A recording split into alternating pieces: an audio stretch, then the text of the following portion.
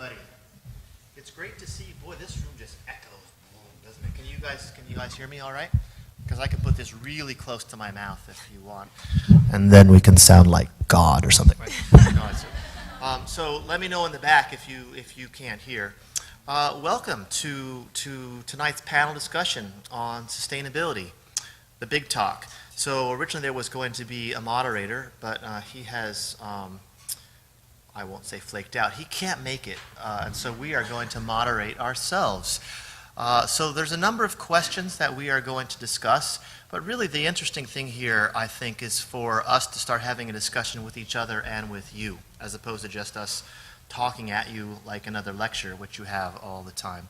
So as we chat, if you're interested in participating in the discussion, stand up, raise your hand, walk to the microphone, we'll hand you a mic, and really we'd like to have this be as interactive as possible. So I am Jason Hamilton. I am Chair of Environmental Studies and Sciences here at Ithaca College. I'm also the Educational Director for Ithaca College Natural Lands.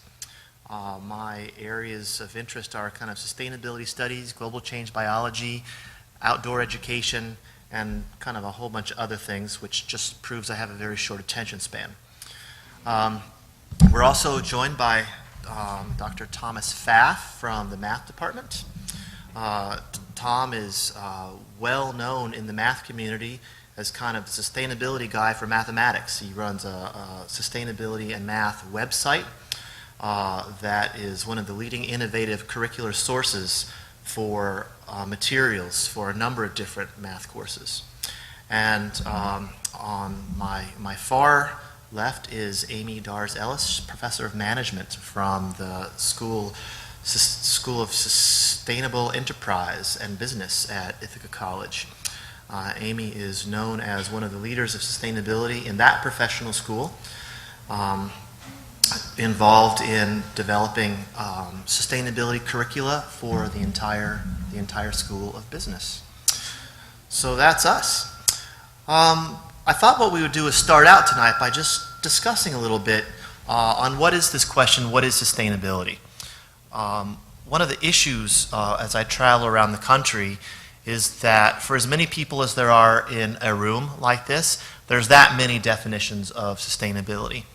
And of course, nobody can claim that they are the sustainability guru, so their definition is right and everybody else's is wrong. So the problem is not that there's multiple definitions. The problem is that if everybody has a different one, then nobody is communicating with each other because nobody knows what's in each other's head. So why don't we start a little bit and talk about what this word sustainability might mean. And again, feel free as we start this discussion to hop up and lend us with your thoughts. So Tom, why don't we start with you? What is sustainability anyway? Well, to me, I like to try to, there's a lot of official definitions out there, but to try to keep it simple, to think about trying to maintain and improve humanity now while not sacrificing humanity in the future. And so it's just a simple notion of trying to, maintain our standard of living, improve humanity across the board, whether it be social justice, equity, energy supplies, without sacrificing future generations and what they might want or need. And I guess I would agree with that I think one of the things that makes sustainability different than, say, a narrower focus like environmental studies, for example, is this human-centered approach, that it really is talking about making the world a better place for people. At the same time, if there aren't any other organisms, then people can't be here either. So it's not only a human-centered thing. What do you think, Aimee? I agree with that definition, and I was also thinking about some of the things that we might assume go with it, but don't necessarily talk about, like the environmental justice component of sustainability and systems thinking.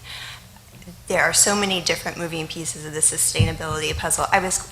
Jason was going to foist off this question on you since you're the expert on that. But I was thinking about some of the skills or competencies people really needed to have a sustainability view. And to me, they revolved around awareness, reflection, and compassion.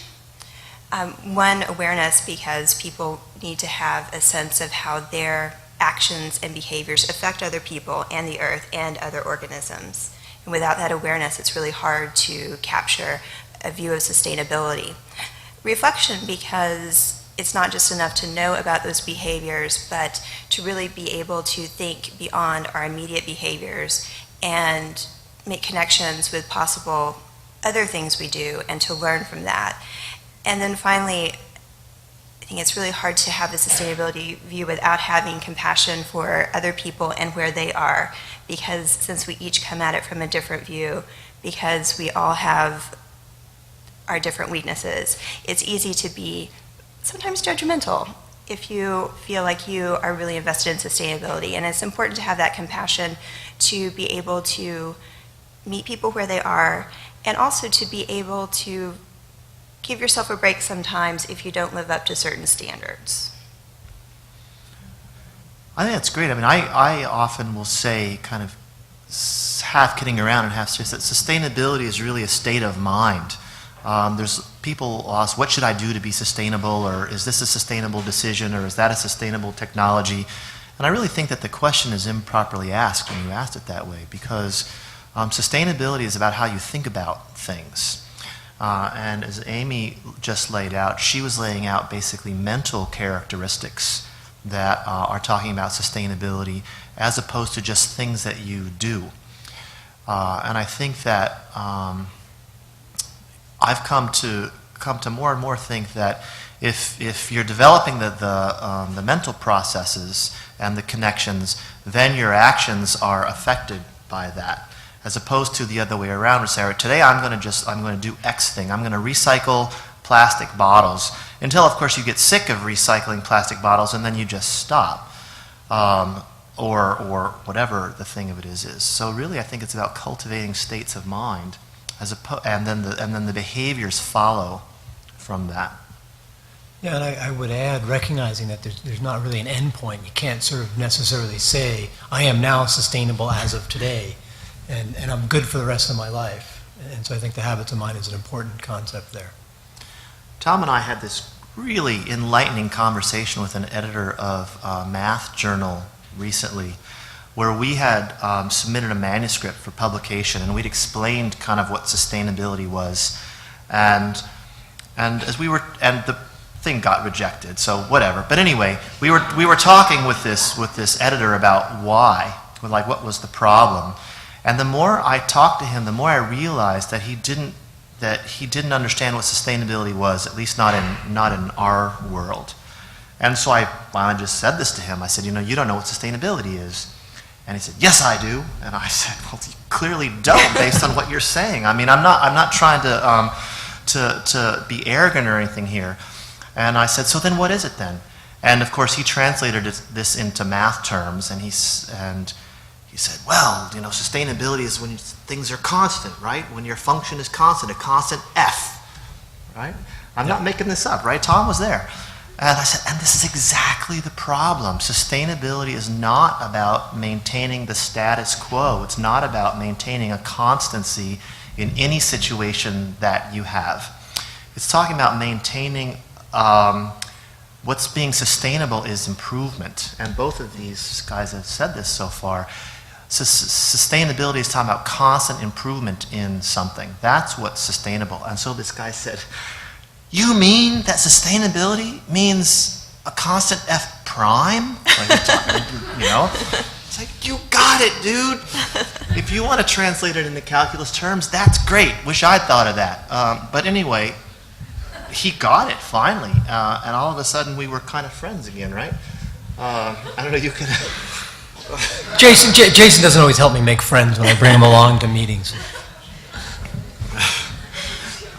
But like I say, I'm not making this up. So this is what I'm talking about, though, that it's the way you think about things, the connections that you're making, and this effort towards constant improvement in the current situation. I gave another sustainability talk one time where I was trying to convince a group of academics to start incorporating sustainability teaching into their teaching. So I gave this whole presentation on sustainability, and I stopped, and I tell you, there was just dead silence and stares at me when I was done. And I was thinking, hello? And finally somebody said, it's not our job to tell people what to think. I said, of course it's not our job to tell people what to think, but it is our job to help people learn how to think. Then what you think is your business, right? The decisions that you make are your business. But we can certainly, as educators, start looking at the ways that you make connections. Like Aimee said, look at systems views, looking at alternative perspectives, learning how to bring these together, thinking about the differences between the constant current state of affairs and constant changes. And that I do think is what sustainability is and what we can do. Jason, one of the things that you mentioned was when we all have different definitions of sustainability, it can be challenging because we all have our own ideas, and it makes it hard to enter into a conversation because my definition of sustainability might be different than yours. How do you solve that conundrum? I don't.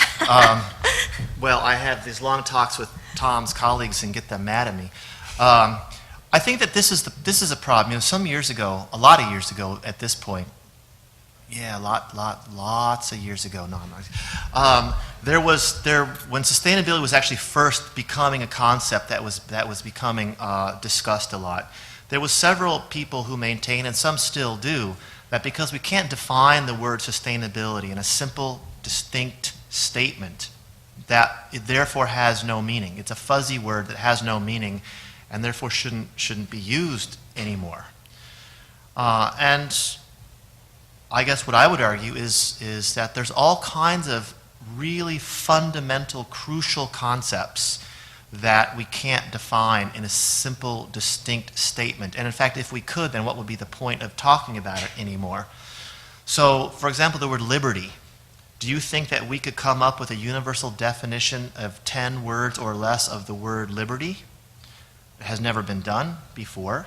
How about the word justice? I mean, our whole country is based on these concepts of justice and liberty for all, and we can't define either one of those two words.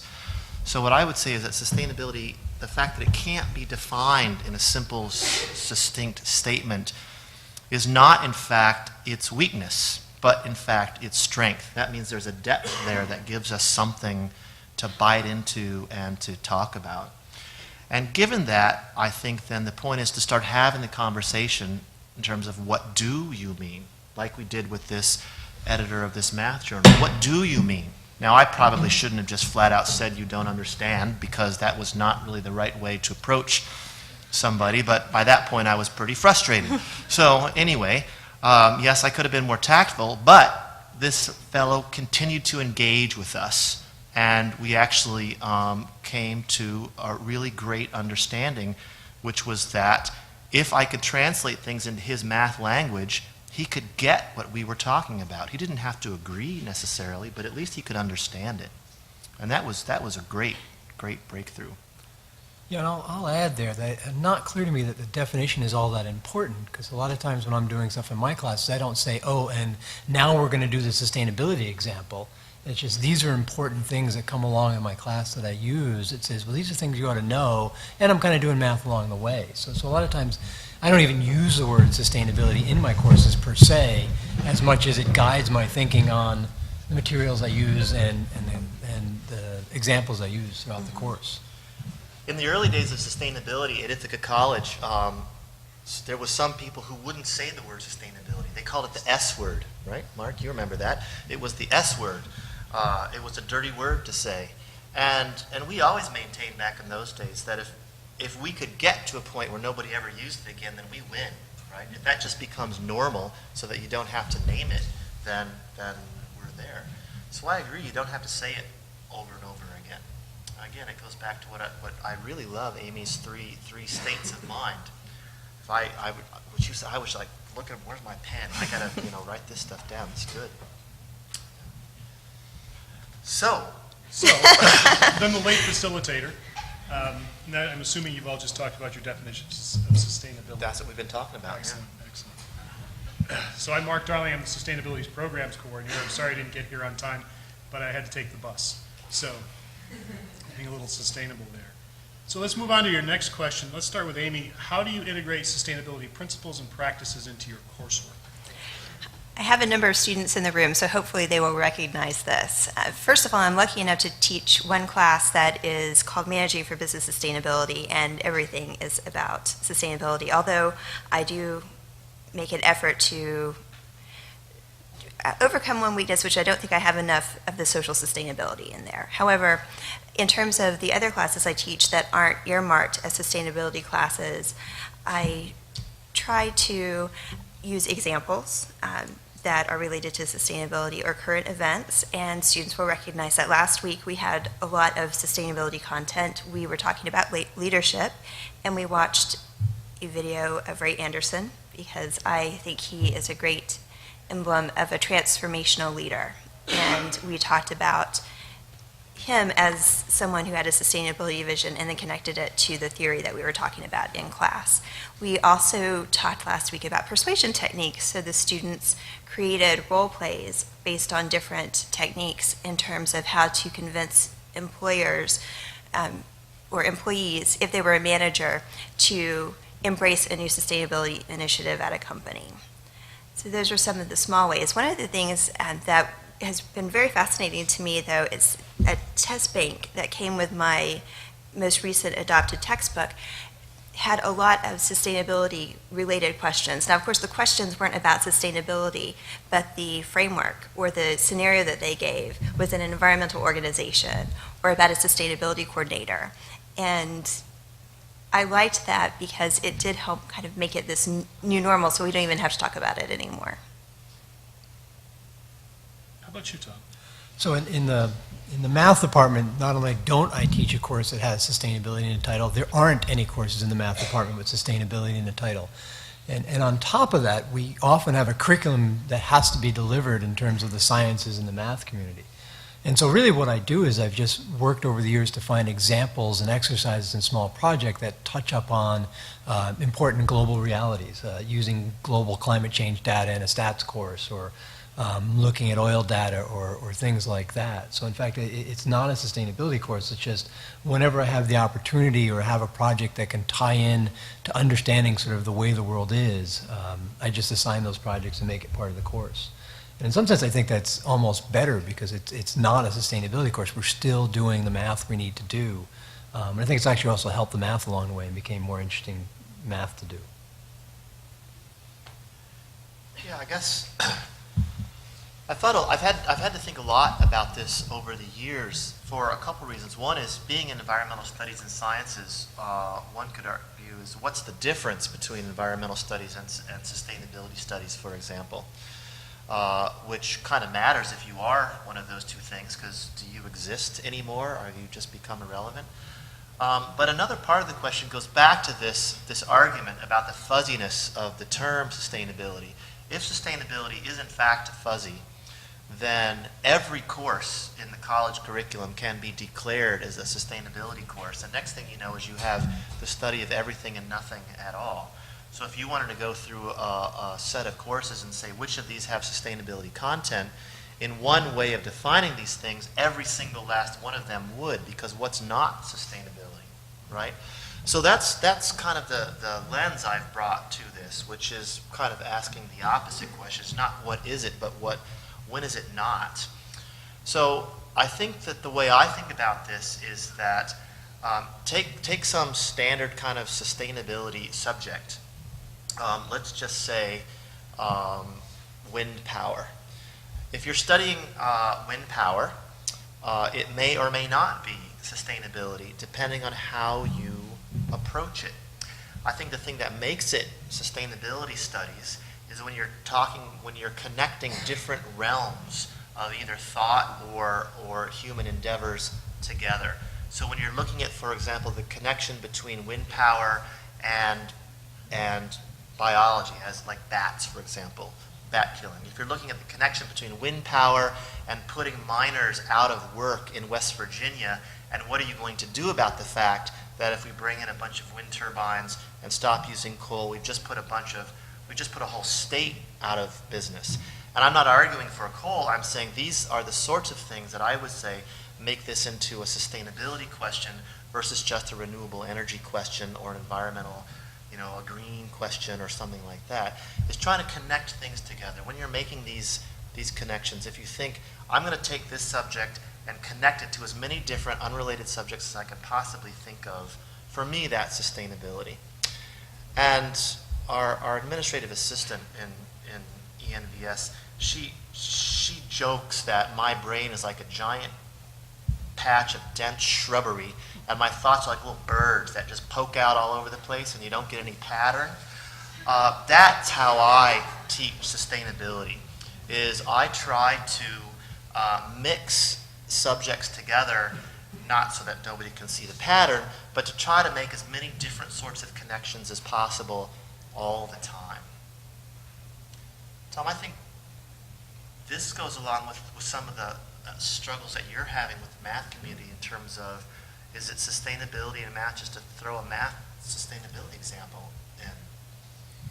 And you've argued no. Yeah, I think you're right there. I think you could look at the wind turbine example as a purely engineering math type problem. How do I build a wind turbine as efficient as I can, and where do I put it? And I would argue, as you would, that that's not really a sustainability question. But if you want to look at, say, how much energy can I really get from wind turbines, and can that really provide the energy I need in the U.S., that's now more of a sustainability question. And I think the big thing is you put the word need in there. What do Can you it need? produce as much as we need? Yeah, so there's a purely engineering aspect to some of this, but then there's a, will it really work? And will it work fairly? And you bring up the issue of the coal miners. Is it fair to do that to a community and do nothing for them if you put them out of business because you built a bunch of wind turbines? Just ready for the next question? I'm going to jump in and answer some of these. The curriculum ones I've left alone because I can't answer them. But, Jason, what are the main takeaway messages about sustainability you want your students to understand? I guess, Tom and I have worked pretty hard to kind of come up with kind of 4 principles of sustainability that we kind of use in place of a definition, which also I think would be the main takeaways of sustainability. And so I can tell, I'm like Clinton, I'll tell you, here's number 1, and here's number 2, and here's number 3. Yeah, so I think though that some of the main messages is that sustainability is about linking things together.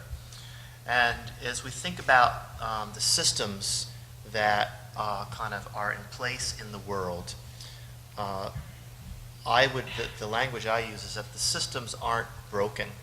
The world that we have now is a designed world, and we didn't produce all of the negative consequences on purpose, but they were just consequences of our design. So if you want different consequences, then you have to redesign things. So one of them would be the system's not broken. It needs to be redesigned. Another one of them is that we can do better than we're doing. Don't you think it would be a sorry thing if 10 years from now, kind of the state of humans on this planet, the standard of living, the average standard of living across the whole planet, the average standard of living in, say, Haiti, was exactly the same as it is right now? That would be sustainable, right? Hold everything as it is, exactly the same. There you go, sustain it forever. I think that would really be bad. I think that we should be able to better than what we're doing now. A third thing I would say is that right now we are degrading the Earth's life support systems. I think that it's just a demonstrable fact that if we don't change something, the Earth system is going to be worse off in the future in terms of taking care of us.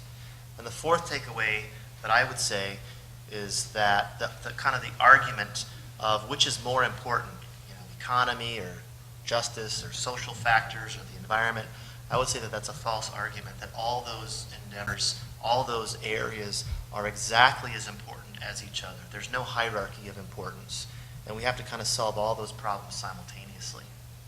So there would be my 4 things. 4 takeaways, not just one. Got to have 4. Sorry. How about you, Tom? So I found that almost an interesting question is almost there is one takeaway that you could have. And I think with Jason talked a little bit about some of the ideas we put together with sustainability. We've also put together some sort of sustainability learning goals. And they really range from simple as trying to get people, make people aware of global realities through more of a systems thinking approach. And I think it really depends on the course you're teaching and where you are. And so from my perspective, in a math course where I really am forced to teach a certain amount of content, really what I'm trying to do is introduce a lot of global realities that people may have heard about but not know enough about. Really just, doing calculations on how much the planet really is warming, or that oil is really a finite resource. And especially when you're looking at a lot of the courses I do this with, which are first-year courses, it's just starting to get those notions of the global realities out there to have them start thinking about it. And courses that are more sustainability-oriented or maybe on a higher level might be looking more at the system thinking's approach. But I think there's right now just a complete lack of base knowledge of issues that are facing the world today. Aimee? I also want to go back to the systems thinking question. We do live in a systems-created world, but especially in the business school, we don't teach students to think in systems. We teach students to be accountants, or think about finance, or think about marketing. And I would encourage my students to try to expand their thinking beyond the boundaries of their discipline, and really try to embrace this notion of critical thinking and systems thinking to beyond what their discipline says, but to think more long-term and not just about the short-term financial net present value kind of equations, but what are the various consequences, what are the various opportunities. I want to jump in here too, because I'm involved not in teaching per se in the classroom, certainly not education. I'm about behaviors, and what I want students to take away are the behaviors. And starting with that the gateway behavior of recycling. It's a simple, easy thing to do, but I think it gets to what you're talking about too, with that global perspective. And that's understanding that it's not all going in one place, that you hold things in your hand, and you're given a choice right then as to what you do. We've laid out clearly for you what we think is the right choice. Some people choose not to do that, but what we're trying to do is to pattern those behaviors. So with conservation, with resources, with recycling, with transportation, is trying to get students to understand that their behaviors have an impact, and the systems we're designing to handle those everyday behaviors are meant to improve life on the planet. Mark, years ago, I was on the scientific advisory team for Biosphere 2. I don't know if you guys have ever heard of that. So it was this big kind of greenhouse they built in the desert, and 8 people went inside, and they sealed it up for 2 years. So these people lived inside a dome. Maybe you've seen the movie Biodome. Yeah, that's making fun of Biosphere 2.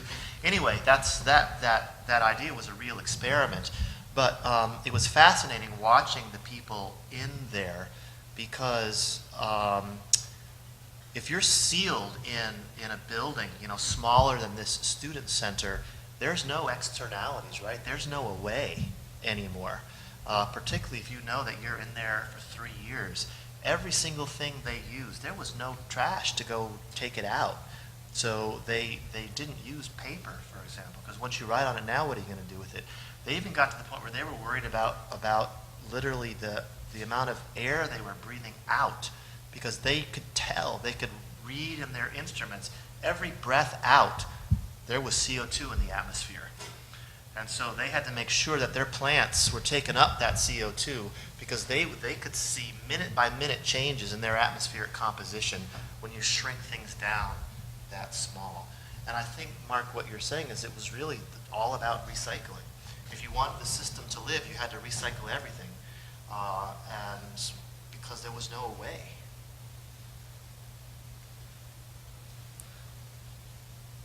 So the next question to ask, and I'll start with Aimee this time, is how would you advise colleagues in your discipline about why and how to infuse sustainability content into their courses? I'm amazed at how many faculty in business schools in general and in management in particular are hesitant to incorporate sustainability into their curriculum. I think the biggest barrier is a feeling of lack of confidence or self-efficacy. They don't believe that they can do it justice, so they don't try. But there are so many resources on campus. There are so many people who are doing it. We can easily share ideas and thoughts. For people outside of Ithaca College, there are lots of discipline-based resources like your sustainability website. We have similar ones in management and business. Maybe for those people who are nervous about it, I would suggest starting small, but just doing something. I'm sure you've had some interesting conversations with your colleagues about sustainability. So there's the how and the why in your question. I think the how is, materials exist now. It's not like you're doing this in a vacuum. And there's stuff you can just print out and use in a classroom. So I don't think how is such a difficult thing anymore. Maybe 5 years ago, it might have been a really difficult thing. In terms of why, I really take it as an educator, just simply a moral obligation.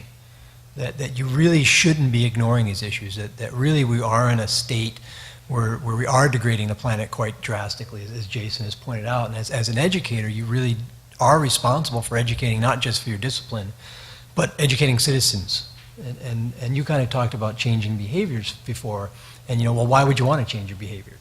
And getting this information out there that, we do have to make some choices, and as an educator, if you're not sort of saying, hey, this is the world you're living in, I can't ignore it anymore, you really have a moral obligation to do it. It hasn't been a persuasive argument entirely as of yet, but it's my argument. I guess I would, again, I would turn the question around and ask people, why don't you put sustainability in your courses, rather than why should you? And there seems to be three kind of possible answers. One is that you don't believe in it, but that's a pretty difficult one anymore. The other two is you don't have time or you don't know how. And I think that the don't know how is what Aimee was really talking about, is that people in academia are often taught that if you're not an expert in something, you better not talk about it, because the worst thing you can possibly be is wrong. And the really cool thing about sustainability studies is that there's no experts in it. I've been doing this since 2001 or 2 or something like that. So I've been in it kind of as long as any in the academic community, and I can tell you there's no experts in it, because if there were, we wouldn't be here talking about it, right? That's the really nice thing about it, is that it frees you from this academic prison of having to be an expert in everything all the time. The other thing is I don't have time, and people somehow envision that in order to do sustainability, you have to change everything 100%. Usually just very, very minor tweaks can turn something from completely not sustainability education into very good sustainability education. And it just takes a little bit of a conversation to help people realize how small of a tweak it really is. So if you're going to give someone advice on being more sustainable, what's the first step you would advise them to take? Let's start again. Oh, I don't want to start. Let's start with Tom. What was the question again? Somebody wants to start being more sustainable. I think if you're What's the first step? I think the first step is thinking about how much energy you consume in a day. I think really, in my mind, a lot of it just comes down to your energy consumption. And even on, as you talked about, Mark, earlier, the recycling angle. Recycling uses less energy than building raw material. So how far are you traveling to go from where point A to point B throughout the day, and how are you getting there? Where's your food coming from? Is it being shipped in from California, or are you eating it more locally?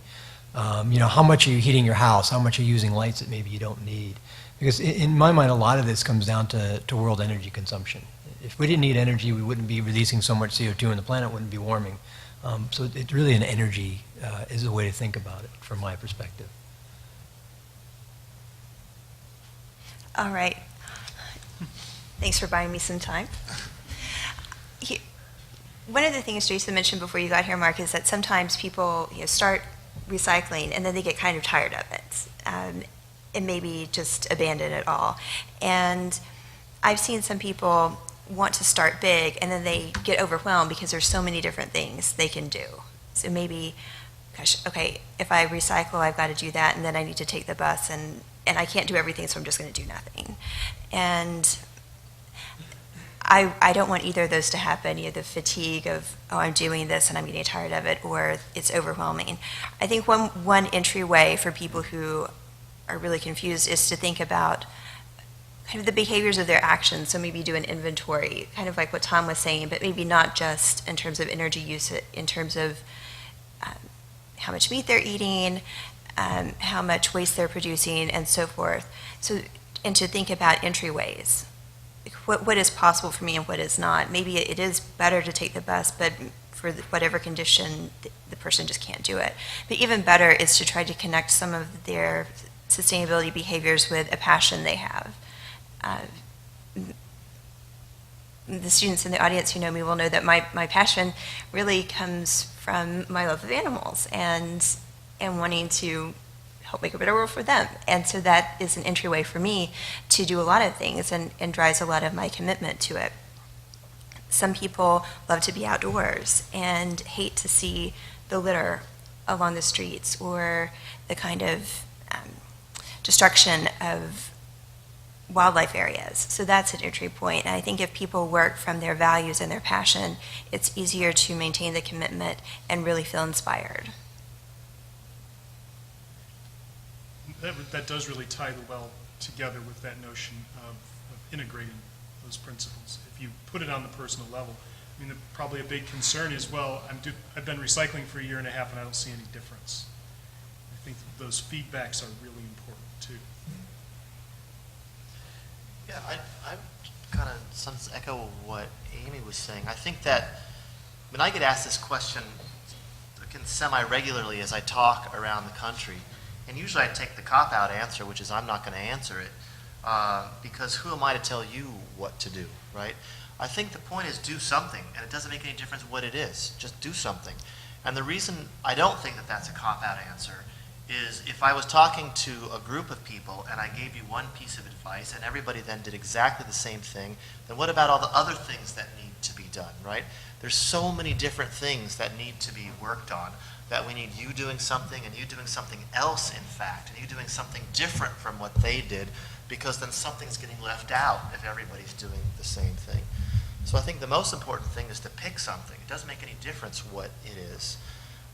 And one thing I learned from Matthias Wackernagel, who's the guy who was one of the inventors of the ecological footprint concept, he gave this talk one time. He started off with he's saying that the most important thing about sustainability is to smile. And I'm like, what's this guy talking about? But basically what he was saying is that if you aren't feeling good about what you're doing and your life in doing it, then you're going to stop. And then you're not going to do anybody any good. So you have to pick something which is making you happy. And then you can maintain the effort and the work that it's going to take to keep trying to change things. So if it's like work for you, then you should be doing something else. You should pick something that doesn't feel like work and a grind. You don't have to be a hero. Pick something that you love, and isn't that cool that you love it and you're making the world a better place? We had a meeting on the business school, in the business school building on Friday, and there was someone who came in from Chicago. And we had some plates, and as we often do when we have meetings, I had to go through the trash and put the compostables where they had to go, and it led to a discussion about waste management. But one of our visitors from Chicago said, well, I don't do composting at home, but I always carry my recyclable bags with me, or my reusable bags with me to the grocery store. And that's a little thing, but she was so proud of it. She said, I've been doing it for 2 years. And she was, it was her thing. And for me, I was like, well, okay, no. Great, but I was so happy for her that she had something, and she was smiling about it, so proud, and she probably talks to other people about it too. So she's a good ambassador, even though it's a very small thing that she does. We can always hope that one behavior leads to another as we start to think. I mean, here in centrally isolated Ithaca, you see a lot of those behaviors coming together, and it does leave you with that thought of, is this doing any good? And it just sometimes seems so overwhelming that people stop. But I like to think that you do what you can do every day and hope for the best. Well, and you hope that once you change a behavior, after a while, you no longer think of it as a changed behavior. And then there's energy to change something else down the road. So you've been using your recycled shopping bags for a couple of years. You no longer think of that as something, it's just the way you do things now. And then there's energy to do something different after that. Modeling the behaviors. I mean, I think it's interesting, we have a difficulty getting people to stop smoking. Yet we still see smoking in movies. We can really get into handgun use. It seems like if you have a problem, you just take out a gun and you shoot it. But just the little things like reusable coffee cups and smoking and things like that. So it's setting that example and trying to get people to follow the good examples. Yeah, movies make everybody change their hairstyle and change their clothes and every other thing, right? So why not something like cups or whatever? That's my next push. I'm going to push Hollywood, all reusable cups. So this is a question that's a little more fun. I think we can have a lot more fun with this one. Is if you could wave a magic wand, what one unsustainable action on this campus would you change? I can't go first on this one. Who'd like you to- I just who have wants to to go jump first? right in and say that. You want me to go? I'll give a couple out there. I hope that and if I could change a couple things. One is, as I go home out the back entrance of campus, I'll no longer see students driving from the apartments right at the end of the back campus, driving into campus, as well as the students up in college circles driving down. The other thing that regularly drives me nuts, and students aren't aware of this, or some might be, is anytime there's a faculty sort of reception with wine and cheese, the wine team says it'll come from Australia. And it's like, why can't we get this stuff down the lake here? Why do we have to ship it in from Australia? It's because your department chair is too cheap. I guess, but I'm not an economist, but I still have a hard time understanding why wine from Australia is cheaper than the stuff that's 10 miles down the lake. And subsidies, quantity, Yeah. who knows? I had a hard time with this question because I could only pick one, and I didn't. I picked two. Well, Tom got two. I got Yes. One thing is a little bit more general, but I would like, and this really isn't even about a sustainability action, I would like to see more consensus on campus. Because we have, even though there are a lot of great things happening on sustainability on campus, there's still, I don't know if there's a clear message or a clear commitment across the board. So I'd like to see that. But the other thing that's been on my mind lately is the endowment and our investments, and I'd like to see us divest from fossil fuel investments. Real opportunity for an IC 2020 class there. And since you're from the School of Business, I'll just go right on my skateboard with this one. But I see that as a real opportunity for an integrated class to get that sort of involvement, to first start looking at what we've got. We can bring math into that as saying we can look backwards and forwards with probability and compare some stocks and say, what do we do? And try to then share that information with the folks who, in the Board of Trustees, they have a mission and a goal they have to meet. That has to be changed before they can simply make, we're not going to invest in this, because they don't have information, they don't have that flexibility. So it's going to take some time. What a great way to get started would be to get the conversation going and use it as a teaching tool, using the campus as a learning laboratory. And one of the most criticized areas in business is finance because of a lot of reasons. But, and I don't, well, we had an enterprising, yeah, don't get me started. We had an enterprising student a few years ago who was involved in our core trading consultants group, and our finance students get to actually have a portfolio of real money where they buy funds. And the only measures of their success were stock price, not any kind of social or environmental measures. And he went to the advising group and said, you know, this is, we're the School of Business, we're in this LEED Platinum building, we have sustainability in our mission statement, we really should have kind of a different metric for evaluating the success of our student portfolios. And the advisory board was like, yeah, no. No, we're just finance. Yes, so that is one area where this idea of interconnections and systems thinking is really lost, but really incredibly important to draw out. It just seems to me that the opportunity is there, with the teaching to look at it differently and to say, because our students are going to have to use a triple bottom line approach, there are going to be trade-offs in the future more than there have ever been before. And it's disheartening to know that we can make the triple bottom line argument, but often finance trumps all. Economics trumps all. It just came from a meeting talking about, yes, we need more sidewalks in the city of Ithaca, and it's like, we'd love to do it. But until there's money to do that, we can't. So how do you figure that out? So I think having that opportunity for some integrated experiential learning right here on campus around that issue would be great. Anything else you want to wave your wand about? I think it's really interesting that and one of the issues that makes this question so hard is different things need to happen at different scales. So Tom talked about the scale of student behavior, for example, and Aimee talked about the scale of institutional behavior. Neither one of those is more important than the other one. They both have to happen. And that's what makes it so hard to say, if you only get one thing, which scale would you pick? And I would have no idea which scale to pick. I would have to say, all right, I want one thing from every scale. Or else I'm not answering the question. And then Mark is kind of bridging two scales with his thing of kind of the institutional behavior in terms of the investment endowment and the collective behavior of the faculty in terms of the courses that we teach. So we have kind of a student answer and a faculty answer and a trustee answer. And so I guess maybe I'll just throw back to a student answer. Mark, you know this. Probably even heard this from you. Say in the 60s, how many things did students plug into their dorm room? Like 3?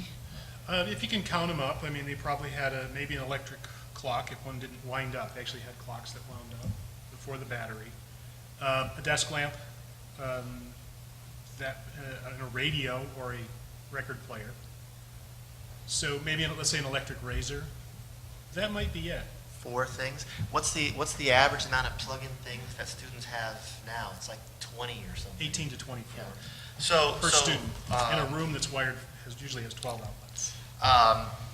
So I guess one place where I would start in terms of student behavior is trying to think about our electricity bills on the campus. You guys pay the electricity bills, right? Students pay the electricity bill. You want to say, wait, tuition's too high. Look at the $1 million electricity bills that we have to plug in 24, 18 things. So it's easy for me to say I'm not living in there and I got plug-in things too, but somehow or another I would say we need to think about our electricity bill.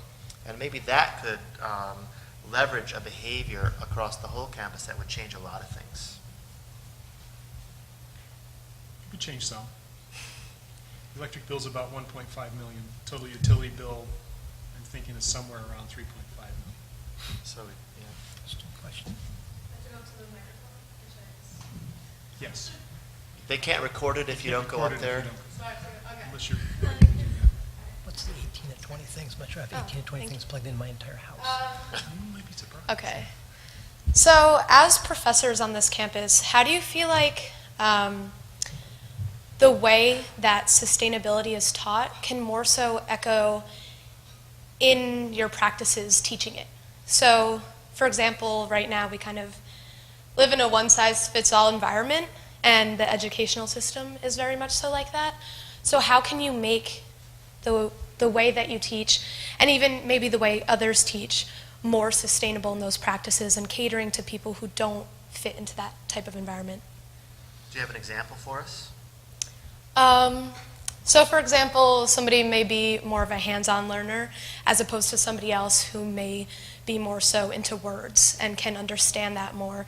And a lot of the way things that are taught are just on a projector or, sitting down. And sometimes people need to stretch in between things and move and get outside. But the way that it's taught is just very much so catered towards one person, or maybe 2 people, 2 types of people. I think one of the I'm not going to answer right away. I'm going to make it more complicated. which is that most professors are professors because they were successful students, right? Or if they weren't successful students, they probably wouldn't be professors, which means they figured out the system. And getting through figuring out a traditional system, most people then teach the way they were taught. And so I think that's a lot of what you're seeing, is it's very difficult to change culture, which is teaching the way that you're taught. Some people don't want to do it because they think, well, it was good enough for me, by God, or I suffered and now these little peons are going to have to suffer too. So there certainly is some of that. And then there's also, like what Aimee talked about, is fear. If you do something different, what if it doesn't work? What if you like lose control of the classroom and everything just falls apart? You know, I don't know. So again, not answering the question yet, but just pointing out some of the challenges in such a thing. It would seem to me that one is, as sustainability is taught in more courses on campus, there would be a natural variety of ways it's taught, because different ways of teaching often fit into certain types of courses. And so I can see that helping. It's also the case that it may be, and from my experience, that just doing sustainability may make the ways that we're doing things more interesting. So certainly math classes don't go on field trips very often. I mean, calculus is sort of a pencil and paper type subject. But my experience is the more I've used data and information from sustainability type topics, the students that are doing it are either finding it easier to learn or more interesting. So there's kind of two sides of that. As one, you do more sustainability stuff, the ways you're learning things now might actually be more interesting and more engaging. But also as more faculty do this in their classes, the natural sort of ways of teaching in different disciplines would lend to more ways of teaching sustainability. I'd say one thing is you need to change the reward structure of the system. The reward structure is built to reward people for exactly what it is that they're doing. So if you're getting good or even decent evaluations from whatever it is you're doing, now you're being rewarded for that. Doing something different is a risk. And so there's a lot of faculty members who would argue, why should I take a risk which potentially could get me fired by getting poor course evaluations while I work on some new technique? So again, there's these different scales that are involved. One is the scale of the individual person, of this faculty member. Another is the scale of the student demanding something different. Another is the scale of the reward structure of the institution. And I've spoken to the administration lots of times, that if you reward the status quo, then the status quo is what you get. And you have to figure out ways to reward innovation and allow for failures sometimes, allow for things that don't work. Yeah, and I'll add to that, as students, you do have some power in this. I mean, the student evaluations do get read by faculty. If faculty teaching a course and there's no sustainability in it, and 20 students in a class say, why didn't we talk about anything sustainability related in the class? That will start getting people's attention. And it won't be a quick thing that's going to happen overnight, but how often has a faculty member ever gotten a statement that says, why didn't we do any sustainability in this class? And the answer is probably almost never. And so as students, you do have some power and sway over these things. I think that all those things are really true. It's partly the institutional reward system, and a lot of it can come from student pressure. Unfortunately, for all the students who like more hands-on activity, there are also some who are more comfortable with sitting and taking notes. So to address everyone, we're going to have to make some people unhappy some of the time. So that there are the activities that, my class has a lot of activities. They're not necessarily go outside activities, but a lot of working together activities. Sometimes we even use markers, which is not very common in the business school. And I get a lot of students who in the conversations. So some of the design features in the School of Business were a direct result of those, they call it the program part of the conversation. The interesting part is it still reflects the culture of those people that worked in the building, which was, we've got some nice boardrooms, but you still do the same lecture. Someone talks at you and you take notes and you give it back, and that's what works. So trying to change that culture is going to be a challenge for this generation. because things are going to have to change much more quickly. One of the questions I wanted to ask, though, because we were looking at, what would you change that's unsustainable? I'll give my answer would be the landscape. I would love to see this as a permaculture, more edible landscape, and no lawnmowers, even for practice fields, because actually the AstroTurf field has a smaller environmental footprint than the natural turf field, and is cheaper, and it actually provides an ecosystem service that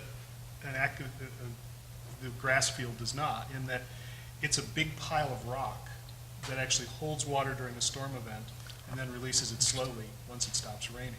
So there's no need to have any lawnmowers or what are those things? The leaf blower? Weed whackers. Yeah, all that stuff. So I would wave my wand and there would be no fossil fuels burned to provide any of those services. Goats. Goats. That would be good. Sheep are cuter. So to kind of turn this around a little bit, I'd like to ask you what you see as an example of the campus doing it right, doing sustainability right. Where's something that you can think of where maybe we're not there yet, but we're certainly moving closer to being more sustainable? The first example that jumps into my head is the permaculture garden there by Williams. I think that it's a great example. When we first got the organic garden, they hid it, right? And that was no accident. They purposefully hid it. And at that point, we were just happy to have one, so we couldn't really fight the battle of hiding it away. It took several years for them to realize that you don't have to hide these things. Put it right smack out in the open, and in fact, it's way better. So I would say not just the fact that we have a permaculture plot, but where we put it would be one of the things that we've really done right, which can then inspire landscaping and all kinds of other things. Because if it's out of sight, it's out of mind, really. Well, and tagging on that there, the slope out here outside the main quad is becoming more of a garden instead of cut grass. I never understood why we cut grass at a steep slope that couldn't be used for anybody for anything. Because we always have. I guess so. And so if you know, there's a whole strip of it that they're gardening now, which is nice. And I'd also give credit to a lot of the student organizations that have pushed for, turning lights off and things like that. I mean, you do see that around and it's visible, and that's nice to see. I think one of the things that I've been impressed with, especially this year, are the efforts. This is Sodexo, not necessarily IC, but the efforts that Stephanie, the sustainability coordinator, and is Kat still here? I don't know if she's still here, but the other sustainability interns who are really doing a good job trying to educate people about some of the decision-making processes that they're using in terms of Meatless Monday, local sourcing, and those kind of things, and some of the educational programs they've been putting out, which are really interesting. So I think that's a great resource we have on campus. I'm trying to think of what we do right. Well, actually, I think we are doing a few things in the correct way and starting to start some of the dialogues on them is particularly important. I would point out the Ithaca College Natural Lands is perhaps one of the shining examples of where we've done the right thing and are continuing to do the right thing in that integration and the dialogue. And it's changing the culture and changing the way we've always done things. It's been an opportunity to stop and say, okay, we could do this, but if having that conversation, we could log. Well, logging's bad. Well, no, it isn't. It actually is kind of good, but we need to do it in a certain way. We need to balance that environmental ecosystem function with the social needs of having the forest, with an economic, we need to pay, we don't, but generally people have to pay taxes on land. That land has to provide something economic for us. And how do we take those lands and instead of someone saying, let's pave it for parking and charge everybody and they can have their own, we keep it as a natural land and we learn from it, we use it as a laboratory, we use those pieces. So I would say that's my shining example of truly sustainable action that the campus has taken, even more than the LEED buildings. Mark, I would say another thing that we're doing right is that we have two sustainability coordinators, one of them housed in kind of the academic side with Marion, and one of them housed more in the facility side with you. As I look at campuses across the country, either they don't have a sustainability coordinator at all, or else they've picked one. They've made it be a facilities person, or they've made it be an academic person. And as we keep talking about, the sustainability is talking about the connections between things. And this is the only institution that I know of that has a sustainability coordinator in those two different worlds that keeps the facilities side and the academic side in this constant conversation and building on the synergies between these things. I've never seen that before. So it took us a long time to get a sustainability coordinator, but when we finally did it, we actually got two. And 3 if you count the one in Sodexo. And we should, in fact, because Sodexo at IC is doing awesome things. I mean, they're becoming a national showcase on how to do good sustainability stuff. So anyway, there would be another one of our great successes. And, Sodexo is doing a good job, which forces the Aramarks and the full plates and the Bon Appetits to do the same thing. We hear more about sustainability from the business world these days because as it becomes a greater philosophy. So it's interesting for me in my job, because I'm close to the operations, is we'll talk to Sodexo and they'll say, well, look at this is what's going on here. And it's like, we better do that. Why do we have this? Well, we could do it this way. And what are the challenges of local food? And finding out that, in fact, we get a lot more local food on this campus supplied through Sodexo and traditional means, because there is a very sizable agricultural movement or agricultural business within that 250 miles of the campus that the business, without even saying it's local, they've never even thought about it. They've bought cabbage from Rochester, the Rochester area, every year since the fall because it's cheaper for them to deliver the product. It's a challenge to say what those percentages are over the year, because if we import wine from Australia, or we bring strawberries from New Zealand in February for our fruit kebabs, that kind of skews what we were trying to do locally. So some of those pieces going that way. So here's another question too, is like, what inspires you to be this vocal about sustainability, to want to kind of fight the fight in the sense of go up against the dominant paradigm and say, wait a minute, we have to talk about this. What's your personal inspiration for that? I think, Aimee, you said it's about animals. Could you, is it? Well, I have a friend who says we're just saving the planet for the cats. That's all that matters. Oh, I don't know if it's just the cats, but beyond the animals not having a voice and feeling like I need to be a voice for them, I do think that being a sustainability advocate is a moral imperative, like Tom was mentioning. I can't imagine not doing it. And I was listening to a radio show where someone said, if I could talk to our Representative Tom Reed, I would say, what decision would you make for your grandchildren? And I thought, well, I don't have kids. I don't have grandkids. So this is kind of a weird way for me to think about it. So maybe I should just throw up my hands and be like, I'm just going to be selfish. And of course, that didn't ring true to me. It was this. It does seem like there's a moral imperative to try to make things better. And we are so lucky that we get to talk to students who, in turn, can use their expertise and their experiences here to go out and make things better. Yeah, it's multifold. I mean, one, I believe in the moral obligation. On graduation, you hear them talk about the rights and responsibilities that come with your education. And sort of the responsibility stuff seems to get forgotten fairly quickly. But as faculty with, high levels of education, I think we do have a moral obligation. But on top of that, one, I have kids, and so I am concerned for their future and trying to move in that direction. And two, I actually think that a sustainable life is often a more enjoyable life. It was sort of interesting, just today, an article passed around about some of the things that happen to food.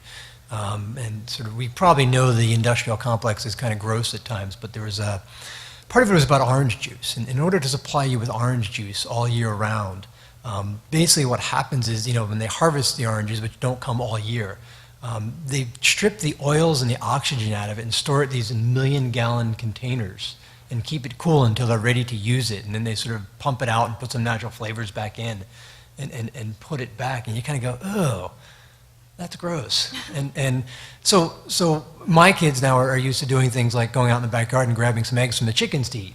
And I think it's just more enjoyable. The food tastes better. The lives are in some sense less stressed and harried.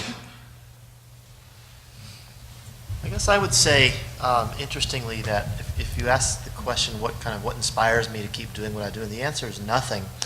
And the reason for that is it goes along like with what Aimee said, is I can't not do it. It is just, I just can't imagine not trying to work to make the world a better place for everybody. So I guess you could say that's what inspires me. But really I have no choice. It's not like a conscious decision where I decided one day that I was going to do this. More, I decided that I have to do this and I don't care the consequences of ridicule or scorn or whatever that often comes along with trying to change things. I do it because I hate waste. And I don't just hate the waste. I don't know if anybody's ever seen my trash talk, but I've been using this thing that waste is a verb. Waste isn't, I draw this mostly from natural systems and the studies long, long ago of how ecosystems work and the fact that nothing is lost within that system, that everything stays in. So when we've created this linear system that wastes things, that's a verb, that's not a thing, but that's just a resource that's out of place. As the sustainability model came along, I saw that even more, that let's not waste people either. Now the conversation gets sent around at campuses about making a decision about disposable versus compostable versus reusable. And the point that I like to make is, well, compostable is probably better than disposable that goes in the trash, but when you use reusable, somebody's got a job. It may not be the best job in the world, but for us it's going to someone who has some challenges in life. And we're able to support them by just washing the dishes. And it just seems to me that it's not just things that we waste, we tend to waste people. So by not wasting those people, that makes us a little more aware of the non-people things we might be wasting. So it's one big world, it's not just one little piece that you occupy. So it's that waste. I don't like to see things wasted.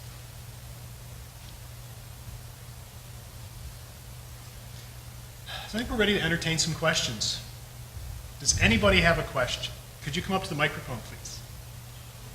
Or the only thing I like to waste is time. In what ways do you think the sustainable movement has excluded certain populations? Can the definition be changed to create better access to a sustainable lifestyle?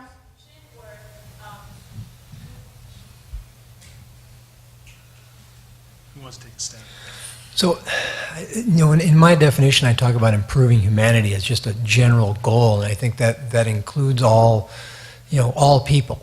And so it's not just about improving, some people, but it's about improving all people's lives. I think you have a good point in that a lot of sustainability gets marketed through the business community towards wealthier people. I mean, if you can't afford to buy a car, it doesn't matter whether there's a Prius available or not. You're not buying a car. And I think it is a challenge because if you're in a low socioeconomic status, you don't have the money to, say, buy local when it's more expensive or to make certain choices. So I think that is a challenge and often forgotten challenge of sustainability. And I can say that, I have chided more than a few colleagues for making decisions of buying the cheaper object when they should have bought the slightly more expensive sustainable object.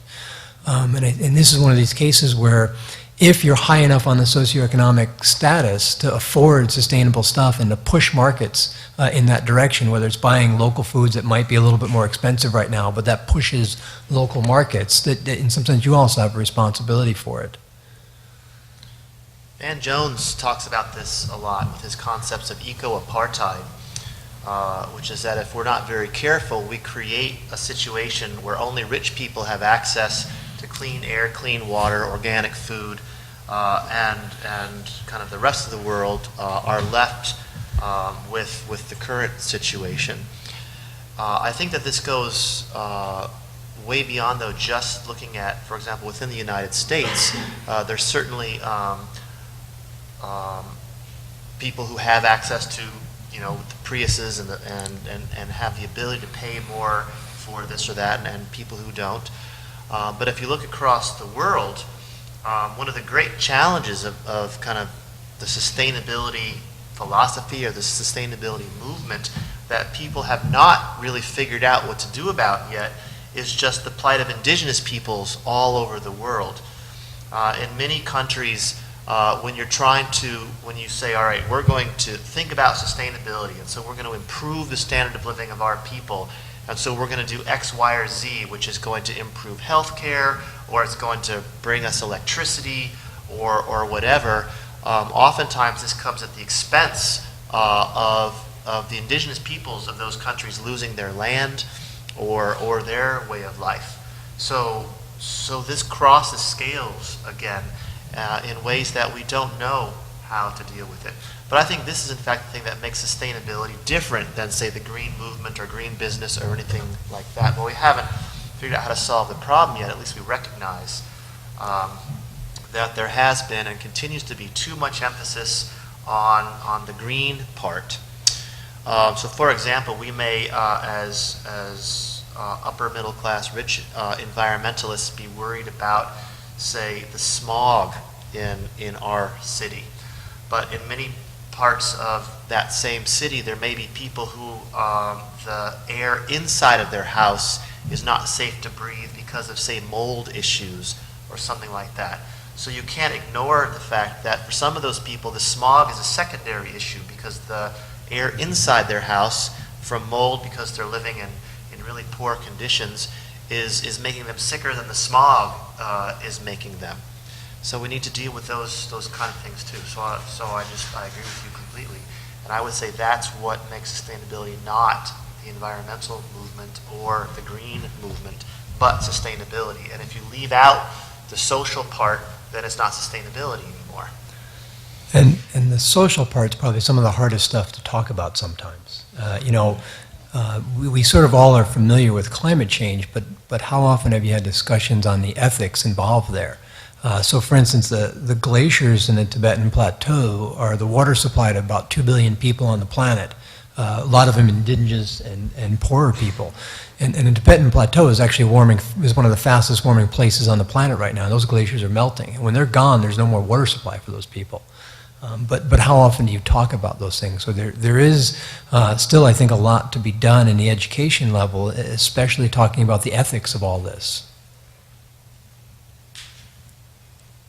I agree, and some of the situations are really distressing, where the climate change is causing not just the melting of the glaciers, but the droughts in Africa that are making it difficult for people even more difficult for people to get water. And when you think there are some women who spend 4 hours a day collecting water, it's hard to think about anything else but how am I going to get the water for my family? Or when businesses buy carbon offsets, maybe there's a eucalyptus grove planted that disrupts an indigenous culture's area. So again, it's the systems thinking and trying to anticipate those externalities and not just foist them off on other populations. But it's really, I don't think that you can talk about sustainability without talking about environmental justice, because there's so many issues. Yeah, I think we have to, I like this point about the green, because the sustainability movement is about social, economic, and environmental, and it's brought about from a discussion about sustainable development, because we're exporting our model to other countries. And if we honestly take a look at the model we have, that's not so good on so many levels. But part of those is the way we undervalue people, and we undervalue human labor to the point that we are no longer a resource-based nation or economy, it's a money base. We're more worried about the shareholders, and we're more worried about the profit than we are about whether or not everyone has enough. People seem to be worrying that they get enough of their share without worrying about other people's share. And I will say that one of the things in the early sustainability conversations were, someone was talking about doing research in the third world, and it was pointed out that you don't have to go more than 30 miles and you can find the third world right here in New York State, where you can find a lot of these issues. And you've got to think about those people, and you've got to think, first of all, that they're people, and they've got to be considered in these deliberations and discussions. Ooh, we just went back to the dark side. Is there another question? That was a great one. Sure. Just go to the microphone so we...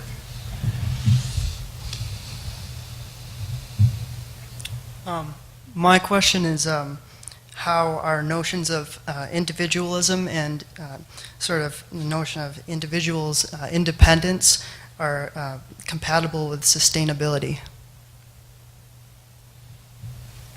What are you, some kind of a philosopher or something?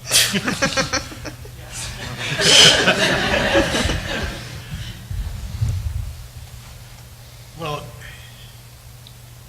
individualism is not necessarily compatible with sustainability because it's all connected. All of those things go together. That's kind of my simple answer, that that's part of the problem. I mean, it certainly is the basis of marketing in this country, of how do we divide you and make you make decisions regarding yourself and not your community, your tribe, your, whatever you want to call it. But we keep you isolated, keep you alone, and let you make your own decisions. But the example I use of how counterintuitive that is was the Indiana State Fair a couple summers ago. When the stage collapsed in the wind, people didn't run away, but they ran forward and they lifted the stage off people. So we are naturally inclined to help one another, not naturally inclined to run and hide. As these crises approach your generation, as things get worse, we have to come together. And I think part of that, our conversations and our goals here are to get you to understand that these things are all tied together, we're all tied together. I guess I'm wondering on what really you mean by individualism, because I don't know that in the world we live in that an individual can live without impacting others, or without having others impact them. And so what does it mean to impact individual freedom? I mean, we already have millions of laws in place that restrict what you can do as an individual. Go read the town of Ithaca zoning rules. And part of that is simply because, we impact other people and they impact us. And I think a good example here is the debate on fracking. And the one thing that's been left there is how much does an individual have the right to put somebody else at risk? So if I choose to allow fracking on my land and my neighbor doesn't choose to, do I actually have the right to do something that will put my neighbor at risk without their permission? And so I think this notion that we have some sort of individualism, that we can do things without impacting other people is just, it just doesn't exist. I mean, we impact other people all the time and they impact us all the time. And it's a matter of doing this in a cooperative way that we're comfortable with life. I actually agree with that, and I think that we are in an interconnected world. At the same time, it does remind me of a commercial that was by American Express, and they featured change agents. And Yvon Chouinard, founder of Patagonia, had one commercial about him. And the first thing he said was, it's a selfish thing to want to save nature. Because he loves being outside, he loves being in the wilderness. So if he has this sustainability mindset, he's helping himself as well as the earth. I guess I would say that that in one sense you could say on one extreme that everybody is an individual person doing whatever it is they do, and we know that that's not really the case because everybody's kind of connected somehow. On the other extreme, you'd say there's no such thing as individual anything because we're all just kind of one big blob. And I would say both extremes are wrong, that really what we are is we're an interconnected system of parts. And yes, there are the parts have individual characteristics. I'm different than you and you're different than she is. What makes you happy isn't what makes Paula happy behind you. At the same time, you can't disconnect from everybody else. So I guess what I would argue is, in some sense, the question is improperly asked, in that there's no such thing both of the extremes don't actually exist. It's the system, it's the interacting system that actually exists, and we have to recognize that there are parts and there's interconnections, and neither one is going away.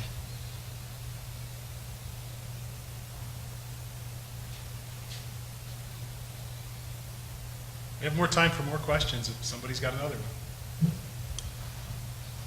This is way more fun than us talking, so you line up.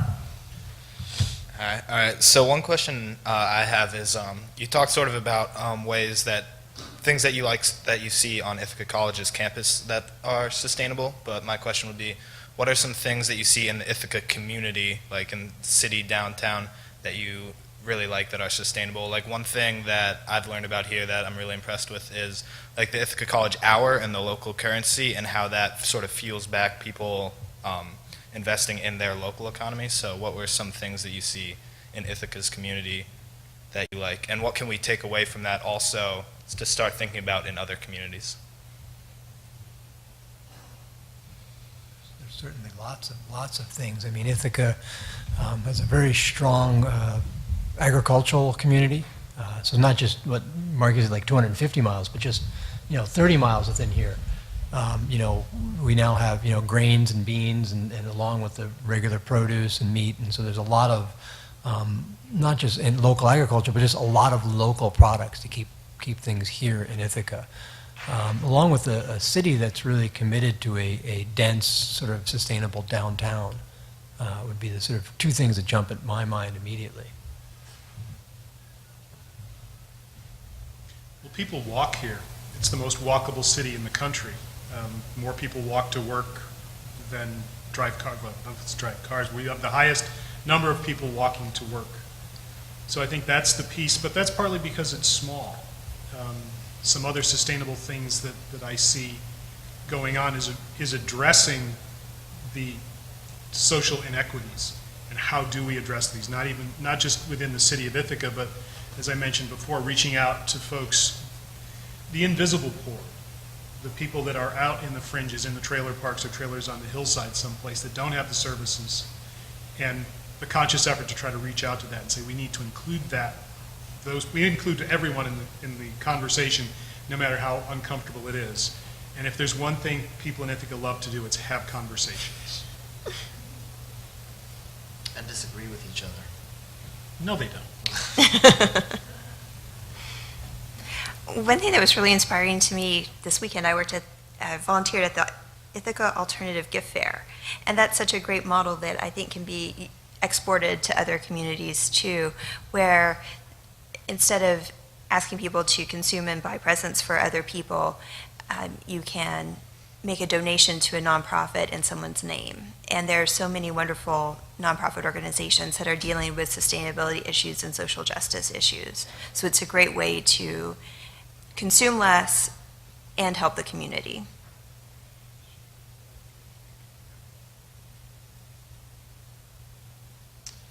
I guess I would, a couple things, like really what Tom was saying, the farmer's market, I think, is often held up as one of the great things about Ithaca. And we, in fact, do have one of the most kind of famous farmers markets in the world. I guess I would say, on the one hand, the farmers market is great, but I think it's great for a different reason than why most people think it's great. If you go to the farmers market, and you look at the people who are buying the stuff, it's typically fairly well-off, upper-middle-class white people who are primarily the patrons of the farmers market.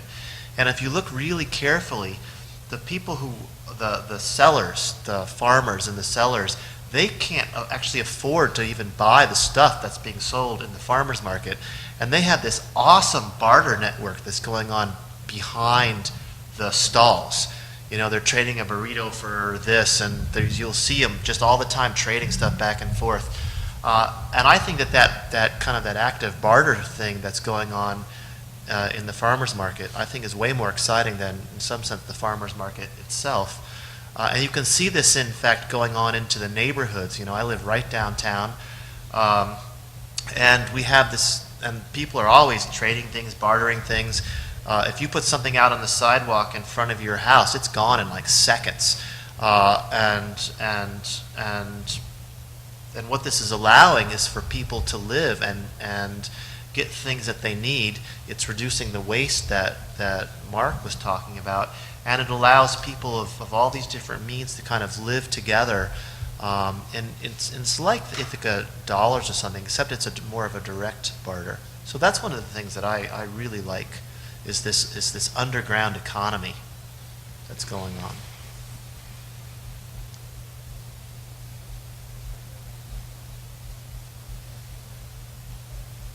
More questions? Someone has a question? I know, like in developed country like United States, like a lot of people start to go back to the natural thing and start to do the sustainability.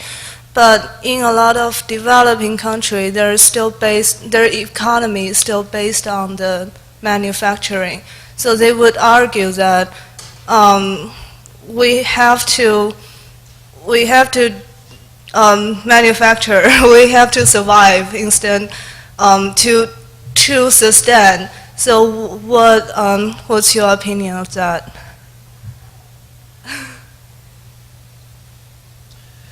So this is let me just give an example rather than an answer, and then we can come about to some answers. But let's say that all of you guys suddenly decided that you were just too materialistic with all of your iPhones, right? Down with materialism. Let's stop with the iPhones. So just don't buy one tomorrow. Think how many people would be out of work the next day. Thousands and thousands and thousands of people would be out of work the next day. So part of this issue is that you can't change things suddenly. Systems can't have giant shocks, or it causes disruption. So this is part of the problem, is how do you change things slowly enough not to cause massive social and economic disruption, but fast enough that that you can breathe your air next year, kind of thing. I'm a scientist, man. I don't solve problems. I just tell everybody what they are. How about that?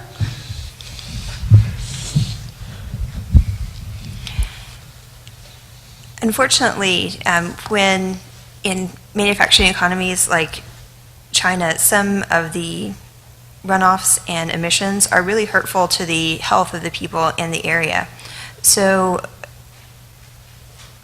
in some ways, it's the benefit of the people for the government to step in and not necessarily say, this is not the kind of economy, but to create regulations where the manufacturing is more responsible. And often when you have certain sustainability efforts in a factory, there are economic benefits as well. So you can have a win-win in those cases. So right now, we really have a world economy based on growth and just buying more stuff. At some point, that can't keep happening. But as Jason points out, you can't just stop that immediately either, because a lot of people depend on the jobs that go into making and buying, selling stuff. So I don't have an answer or solution. At some point, there probably needs to be a shift or a drift away from really a consumer-based society to something else. What that something else is exactly, it's not clear, I guess. I guess the two comments I have. One is that if you say we need to manufacture stuff. One question is, what is it that you're manufacturing, and do people need the stuff that you're manufacturing? So part of it is to think about. Yes, people need jobs, and you may need to manufacture something. But if you're manufacturing a lot of stuff that nobody needs and is creating a lot of pollution in the first place, why not think about shifting your manufacturing to something that somebody does need? Now that's easy to say because you have to have a market for it. I understand that, but it's not just well, we just got to make it. That's just it. I think the other thing is, if you really look at sustainability, how it's implemented in a lot of places, really all it is going back to what your grandparents did, or maybe in your cases, your great-grandparents.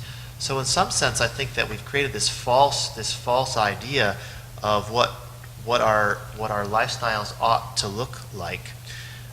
If the West could stop importing its strange view of what it means to be successful to the rest of the world, that kind of automatically would start solving a lot of this problem. You don't need to have a great big house. You don't need to have 6 cars, or whatever the thing it is that TVs and movies and these things convince people that's what it means to be a successful human today. What is it now? What do? We go to the farmer's market and spend large amounts of money on organic food. Isn't that odd? Didn't your great-great-great-grandparents just grow organic food? How is that a great modern invention? And you can start, going down the line, and a lot of this stuff is just going back and doing what we used to do. Man, maybe we shouldn't have so much plastic. Our great-great-grandparents didn't have so much plastic, right? I mean, it's a lot of times it's not that hard to think about. Just it's that you forget that the way it is isn't the way that it has to be, Or the way that it was. I mean, I think what you're identifying is where sustainability came from, was that realization that everyone can't live like the people in the Northern Hemisphere or the Western world. And the only way people in the rest of the world want to live this way. So one of the things we have to do is change the way we live so that what other people want is sustainable, that there's enough resources and enough on the planet to make sure we can all survive having some. That means we have to give up some, and they have to get some.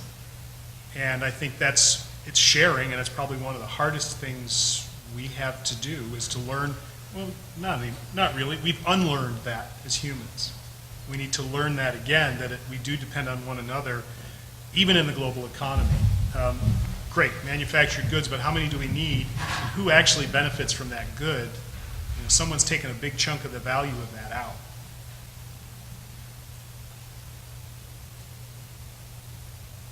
I think another thing to ask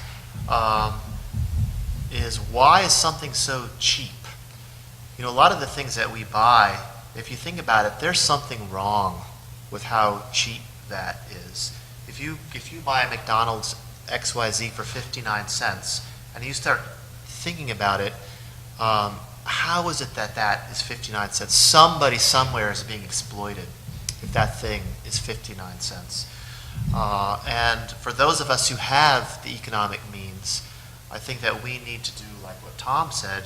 We need to support the growth areas so that eventually people who don't have the economic means can afford it.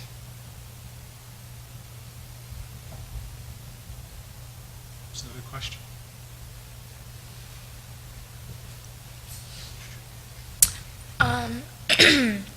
So my question is, what, in your opinion, what's the correlation between sustainability and overpopulation?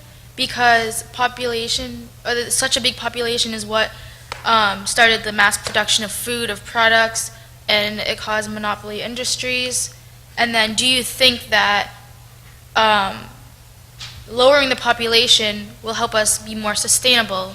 And do you think that there should be a population limit or like anything about that? So yeah. Well, sooner or later, the planet's going to limit the human population. It's just and I think really at the heart of sustainability, that's what it is. The Brundtland report that introduced the term sustainability, the first thing they said is the population growth is what's causing the problems. And they identify the redistribution of resources and education as the way to bring that down, short of catastrophic illness, plagues, and the planet just saying, we're done with you. I tell people that the planet, somebody said, we've got to save the planet. I said, the planet's going to be just fine as soon as it gets rid of this parasite known as humans. So a couple of statements that you made that I'm not sure are true, that one, overpopulation caused industrial agriculture. It may have been that industrial agriculture supported growing populations, so that if food was really expensive when you were having families, you might have thought twice of how many family members you had and how many kids you had. So I'm not so sure that overpopulation drove industrial agriculture. And I'm also not sure that overpopulation has caused monopolies and things like that. But as Mark said, it's a twofold thing. At some point, there's too many people. You know, what that point is somewhat dependent on the standard of living those people want to live at. And so you can have more people at a lower standard of living or fewer population at a much higher standard of living. So the question is what is that limit? Some would argue that we've already passed carrying capacity for humans on the planet. Others would say maybe not. But you can't just talk about overpopulation without at least talking somewhat about the standard of living that those people are living at. Yeah, I think in some sense you could very reasonably argue it has absolutely nothing to do with the number of people at all, in fact. It's the overall impact that those people have. And the overall impact that the people have is the number of people times the impact per person, right? So people times impact per person is going to equal impact. And in the West, our issue is too much impact per person, in the West and the North. In many developing countries, the issue is too many people, but they have a low impact per person. And so whether you're getting too much impact by one mechanism or the other doesn't really matter that much. It's still too much impact. And this is what causes the breakdown in the international discussions about human population. Is the rich countries will say to the developing countries, you know, you guys have too many people, you need to get your act together. And the developing countries will say, you guys have too much impact per person, you need to get your act together. And then everybody just sits there and argues back and forth. And the thing is, it just depends where you are. In some places, there really are too many people because in order to support that many people, the impact per person is just impossibly small. In other places, there's not too many people. I think you could argue very, very strongly that in many countries there's not too many people, but the impact per person is just completely out of proportion. The impact per person for an American is about 100 times that of somebody in Mali, for example. So if Mali adds 100 people, it has the same impact on the general planet as us adding one. So I think you need to talk about both of those two things at the same time. And this is one of the things I think that makes people different from kind of every other animal, is that we have no set carrying capacity because we can adjust our impact per person in a way that no other organism can by adjusting our technologies. Either you know, not just, I'm not saying just like getting more fancy, but technology is in fact the way that you manipulate things. So I think those two things have to be talked about together all the time. Also, I agree with Tom that in many cases industrial agriculture is not driven by the need to feed people. Industrial agriculture is driven by the need to increase profits every single year. Michael Pollan argues pretty convincingly that that corn production in this country, the whole point of corn production is to produce more corn because it makes people money. And if you actually needed to feed people, we would be doing it exactly the wrong way by producing all of the feed corn that we make and high fructose corn syrup and all that kind of stuff.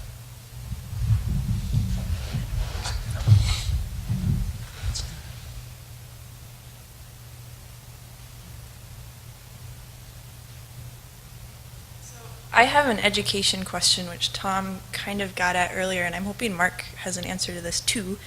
How do you teach sustainability in professional-oriented majors? I think of like PT or OT, or in majors that have really set course content, like Tom was talking about. So in my world anyway, I think it's an issue of, you know, when you're looking at exercises, examples, and projects that you typically do in the course to help students learn the material, it's finding those examples, projects, whatever, that also tie to a sustainability theme. So I can't talk to what physical therapy would do, but I think that's the nature. I mean, sustainability is such a broad area, such a broad thing, that I would argue that I don't care what you're teaching, there's got to be something you could be doing, that's tied to the material that you, quote, have to teach to bring forth, even if it's just simple ideas of bringing forth, what is going on in the world or simple issues, that you should be able to do that. And I would say that a sustainability step that this institution is taking is the core curriculum. Saying, here's some courses, here's some places that are going to expose you to something outside of that narrow track of professionalism that you're taking. And, any one of those things, and I've had this discussion with a PT professor, it's like, are you seeing more injury as a result of not being sustainable? It was, what are you seeing? And there's, issues of obesity. There's issues that come around for a physical therapist from air pollution.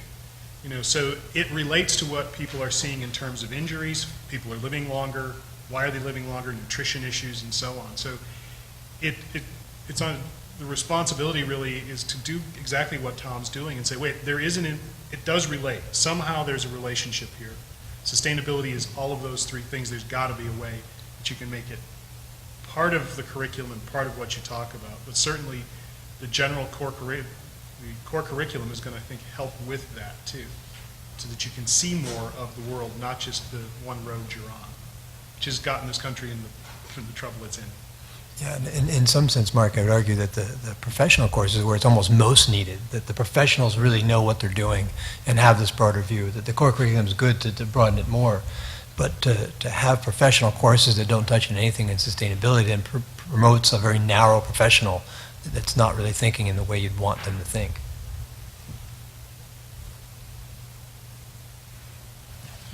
I guess I would argue that this is exactly the role of the humanities in things.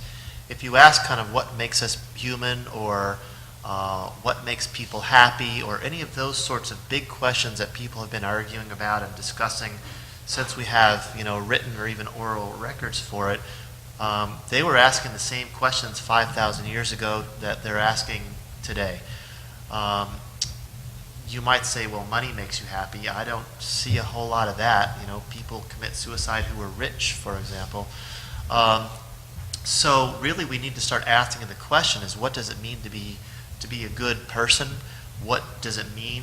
What do you need to be happy? What is your responsibility for being on this world? Those sorts of questions, which are the realm of the humanities, I think are where these discussions need to happen. And unfortunately in this country there's an overall decline in interest in the humanities because they don't get you a job, right? But they're in fact what make you a person. And so like Mark says, this sort of thing of trying to figure out how do you balance a professional education which actually gives you a skill that gives you a job with a humanities-based education that gets you asking the really important questions is the trick at all levels of education.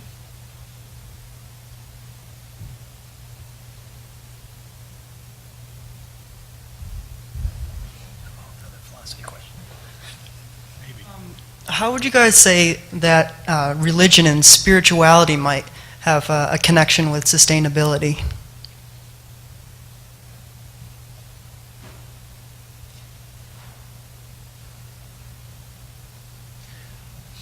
I can start talking on anything, but I'm letting you guys go first. Well, I mean, religion and spirituality are not necessarily the same thing. Religion certainly has an influence in the sense of organized religions have been embracing sustainability. Because of that, most of them are saying we do have a moral obligation to care for one another. We hope that's what a religion is saying. We're not seeing that necessarily in all cases. And I think it does go to the happiness piece, that's how you know when you've arrived at that sweet spot of sustainability where there's that intersection. But it's the social realm that's the glue that brings it together, our humanness that sets us apart.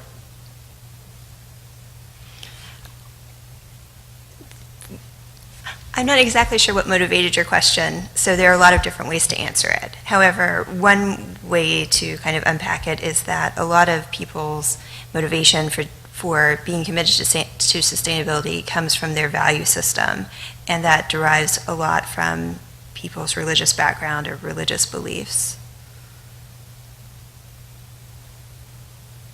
I'll pass. And then I guess I would say that that's everything about sustainability, because if you take, the sciences will typically tell you what's going to happen if you do X, Y, or Z, but they don't tell you which one to do because they don't tell you what's important. You have to decide that some other way. The professional sorts of degrees tell you how to achieve X, Y, and Z, but you have to by some other means decide what it is that you want to achieve. So any of these sorts of things, again, mathematics, whether you're doing it as an applied form, which then basically puts it into the realm of the sciences like this, again, what will happen if you do X, Y, or Z? But it all then comes back to something that has to happen before all of that, which is what do you want to happen? And that then goes back to your value system and whether you want to talk about it in terms of spirituality or religion, or even people who reject those terms and want to say, I'm an atheist and I don't believe in anything at all. You still have a value system of some kind. You are the one who decides whether this is more important than that. And that really is where the question is centered and where it's going to have to go.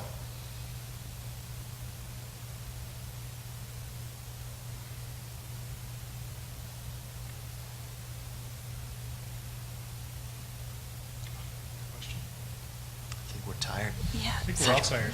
I know, I've had enough. So I'd like to say thanks for coming out and giving us this opportunity to talk.